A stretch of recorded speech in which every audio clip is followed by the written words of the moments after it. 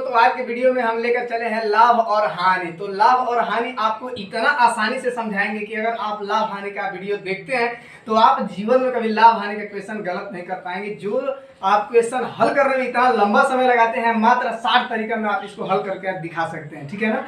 तो ध्यान से देखिए, इस पर हम एक क्वेश्चन लेकर आए हैं। विक्रम ने एक घोड़ा, ठीक है ना, 8,580 रुपया में बेचकर 4% का लाभ कमाया। 4% का लाभ कमाया।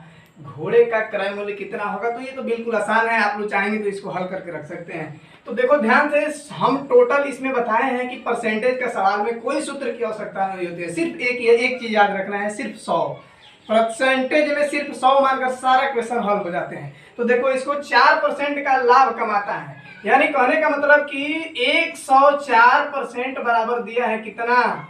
8580 रुपया। 104% बराबर, और 1% बराबर यहाँ से कितना हो जाएगा? तो 8580 बटा 104, और क्रय मूल्य किस पे ली जाएगी? 100 पे। तो 100% बराबर कितना हो जाएगा? 100 से गुणा हो जाएगा, यानी 8580 बटा 104 गुणे 100, यानी 100% बराबर ये टोटल कट के आएगा कितना? तो 8250 रुपया आएगा। ठीक है ना। अगर इसको कटा देंगे तो 8250 रुपया, और यही इसका क्या है? क्रय मूल्य है, यानी 100% पे इसका हम क्रय मूल्य निकाल दिए। अब चलते हैं, एक पहला तरीका था ये, एक दूसरा तरीका से हम हल करते हैं। देखो ये कितना आसानी से हल होगा। दूसरा तरीका, इसको भिन्न के रूप में हल करेंगे। भिन्न के रूप में देखा जाए कैसे? 4% का लाभ कमाता है, तो 4%, इसको हम लिख सकते हैं 4/100। 4 एकम 4 25 चौके 100, यानी 1/25। अब यहाँ से एक चीज बात आती है सीपी। सीपी का मतलब होता है कॉस्ट प्राइस, और एक तरफ बात आती है एसपी की, यानी सेलिंग प्राइस। सीपी के जगह पर हो जाएगा 25, और एसपी के जगह पर हम क्या कर देंगे? लाभ जब होगा तो एक जोड़ देते हैं, यानी 25 और 1 26। अब कह रहे हैं कि एक घोड़े को 8580 रुपया में बेचकर, यानी कहने का मतलब है कि 26 बराबर कितना दिया है? 8580। तो 1 बराबर कितना हो जाएगा? 1 बराबर हो जाएगा 8580 बटा 26, यही होगा ना।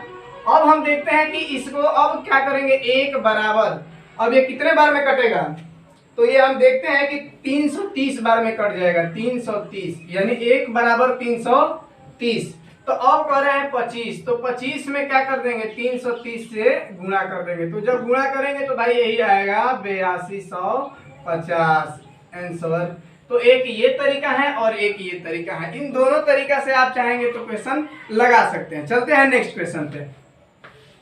नेक्स्ट क्वेश्चन पे चलते हैं कि एक हीटर को 840 रुपया में बेचने पर एक दुकानदार 4% हानि होती है। दुकानदार को 4% की हानि होती है। हीटर का क्रय मूल्य कितना होगा? भाई हम बताए हैं कि 4% का हानि होता है, इसका मतलब 100 में से 4% का हानि हो गया, यानी कहने का मतलब कि ये 96%, यानी 100 में से 4 घटा देंगे तो 96%। 96% बराबर कितना दिया है? 840। 1% बराबर कितना हो जाएगा? 840 बटा 96, यही ना। इसके बाद क्या है? यानी ये कितने बार में कटेगा भाई? इसको कटाओ तो 1%, 8 दशमलव कितने बार में कट रहे हैं भाई?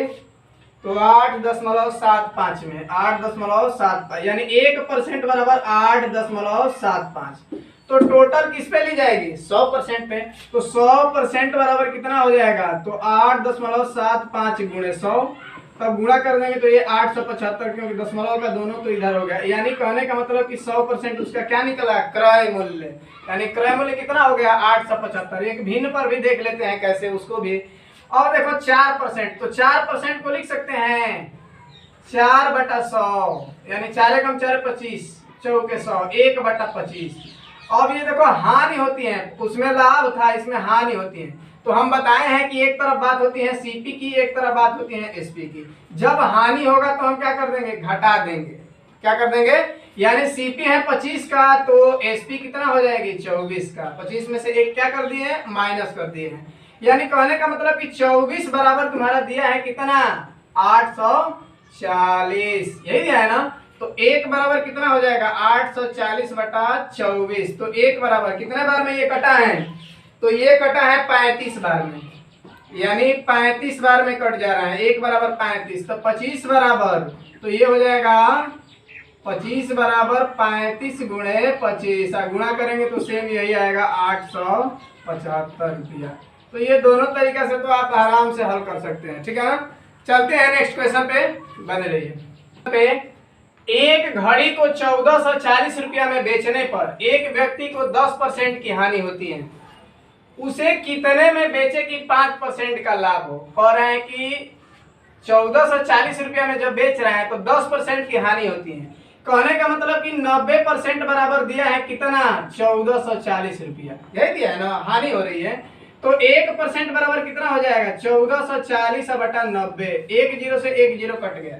इसको कटाएंगे तो तीन के 9, 3 चौके 12, 3 8 24, सुरतिया 48, यानी 1% बराबर कितना दिया है, 16, यही दिया है ना। तो कह रहे हैं कि वह उसे कितने में बेचे कि 5% का लाभ हो, यानी 105% कह रहे हैं। जब लाभ होगी उतना हम जोड़ देंगे, यानी 105% बराबर, तो 16 गुणे 105, और 16 में 105 से गुणा करेंगे तो कितना होगा भाई, तो 16 में 105 से गुणा करेंगे तो 1680 होगा, 1680 रुपया। तो हमको उम्मीद है कि ऐसा क्वेश्चन आप लोग चुटकी में लगा सकते हैं, ठीक है ना। चलते हैं नेक्स्ट क्वेश्चन पे हैं।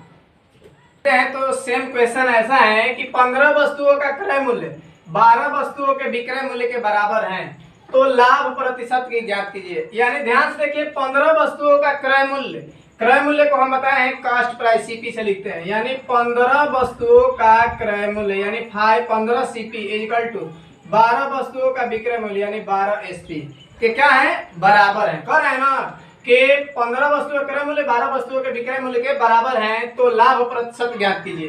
तो ये भी हम लिख सकते हैं, अच्छा ये लिख सकते हैं ना 15, और इधर ये सीपी के साथ मल्टीप्लाई में, इधर आएगा तो डिवाइड में, बटा 12 इक्वल टू एसपी बटा सीपी। क्लियर हो गया।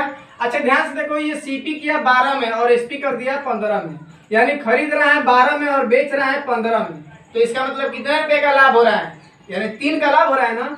यानी प्रॉफिट जो दिया है हमारा 3 का है, तो परसेंटेज पी, प्रॉफिट लाभ, यही पूछ रहा है लाभ प्रतिशत, तो यानी पी गुणे 100 बटा सीपी, यही होता है ना।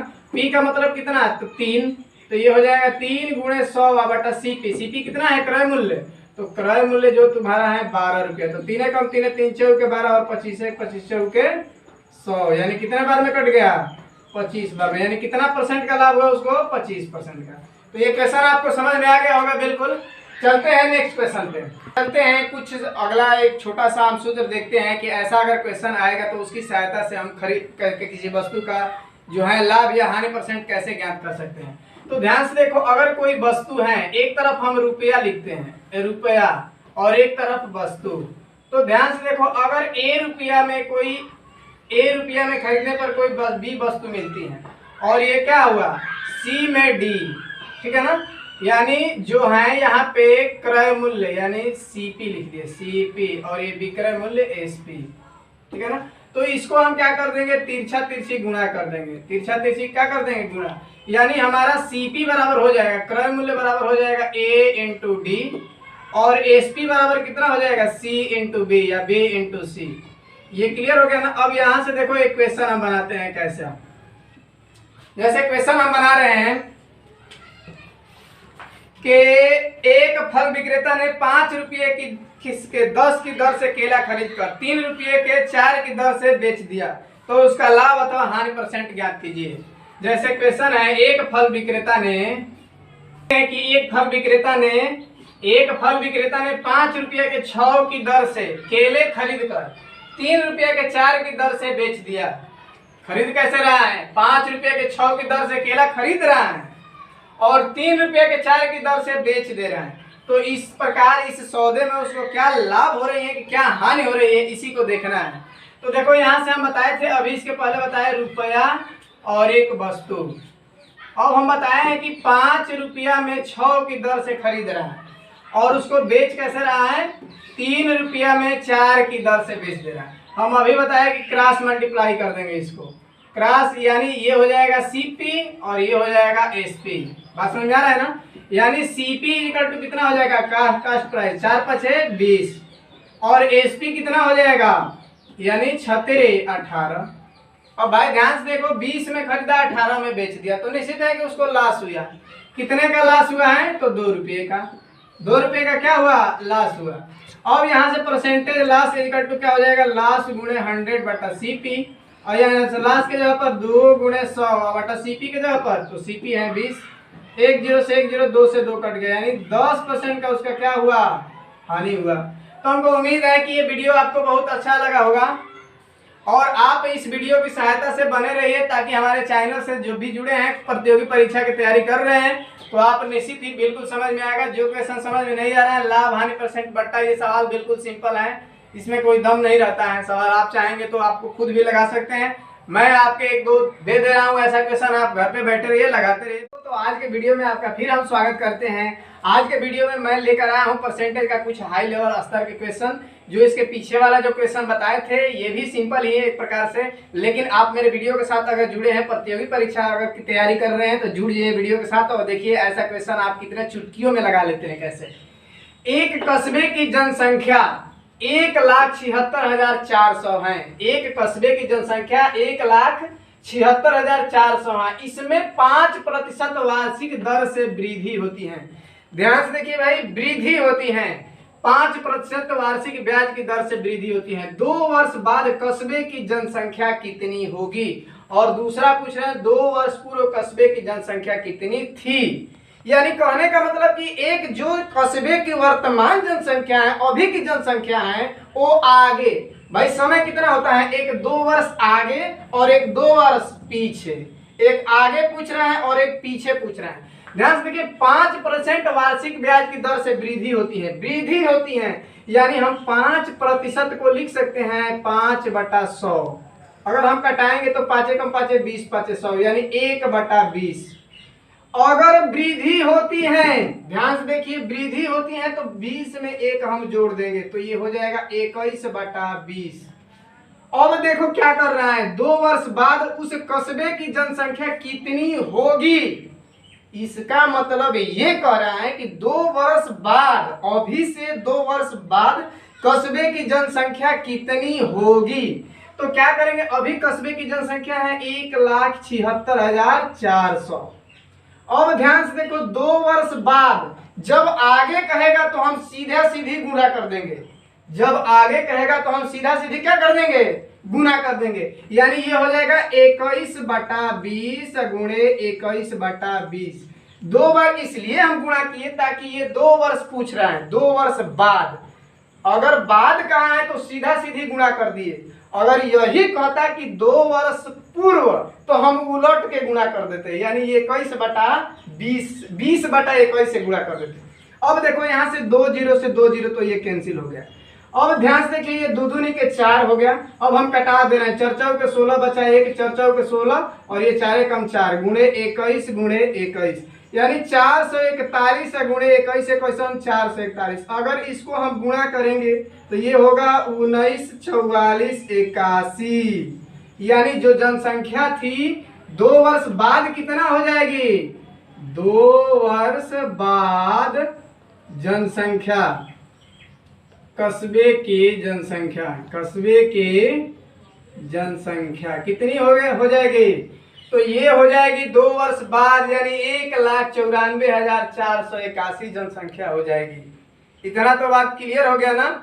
अब ऐसा क्वेश्चन आप कभी भी 2 वर्ष बाद वाला जब पूछा दूसरे पे, अब कह रहे हैं क्या दूसरा में कि 2 वर्ष पूर्व कस्बे की जनसंख्या कितनी थी, यानी आज से पीछे का पूछ रहा है, पीछे का, यानी पीछे का जब पूछेगा तो हम बताए हैं कि जो 21/20 है ना, उसको उलट के गुणा कर देंगे 20/21 से। सेम यही प्रोसेस रहेगा, यानी 1,76,400 में हम 20/21 से क्या कर देंगे, उलट के गुणा कर देंगे, तो ये क्या निकल जाएगी, 2 वर्ष पूर्व, 2 वर्ष पूर्व की जनसंख्या, 2 वर्ष पूर्व की जनसंख्या कितनी हो जाएगी। तो यहां से गुणा करो, ये कितने बार में ये कटेगा भाई, तो ध्यान से देखो, ये हम कटा रहे हैं, इसको अगर हम कटाएंगे तो ये कटा दो 3 से, 3 7 21 और ये कट गया 3 5 15 16 17,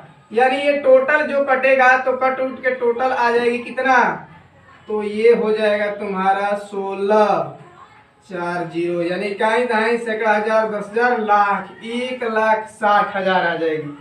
पूरा करके देख लीजिएगा, हमको प्रश्न याद है इसीलिए हम बता दिए। ठीक है ना, तो हमको उम्मीद है